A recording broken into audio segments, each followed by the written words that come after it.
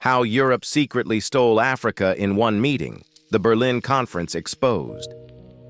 What if I told you that in 1884, a group of men sat in a room in Europe and divided the entire African continent without a single African at the table? The decisions they made in that room still shape Africa's borders, politics, and struggles today. Please hit that like and subscribe button as you stick with me, because by the end of this video, you'll see how one meeting in Berlin set off a chain of events that changed Africa forever, and why its effects are still being felt over 140 years later. The meeting that changed Africa. In late 1884, European powers gathered in Berlin, Germany, under the invitation of German Chancellor Otto von Bismarck. On the surface, it looked like a diplomatic meeting to discuss trade and navigation in Africa. But in reality, it was a blueprint for how to carve up the continent like a cake. No African leaders were invited. No African voices were heard. This was Europe deciding Africa's future without Africa. The real motive. Why did they do it? The Industrial Revolution had created an insatiable hunger for raw materials: gold, rubber, diamonds, ivory, and fertile land. European nations were competing fiercely for control.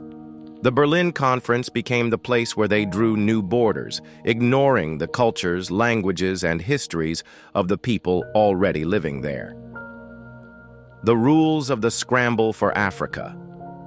At the conference, they agreed on rules for claiming territory.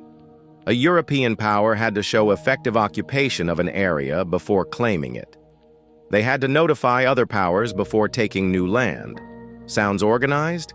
In reality, it was the start of a mad rush that saw European flags planted all over Africa within just 20 years. The devastating consequences.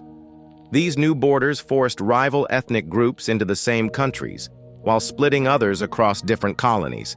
It was a recipe for future conflict. The conference didn't just divide land, it divided families, destroyed traditional trade routes, and set up systems of exploitation that would drain Africa's resources for decades.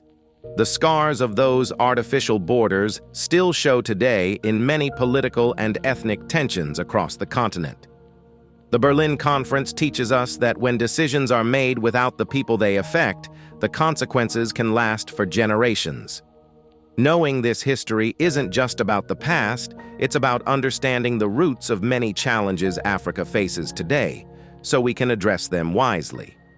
Now that you know the truth about the Berlin Conference, here's my question.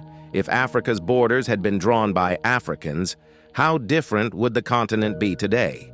Drop your thoughts in the comments, and if you believe more people should know this hidden history, share this video and hit subscribe so we can keep rewriting the narrative together.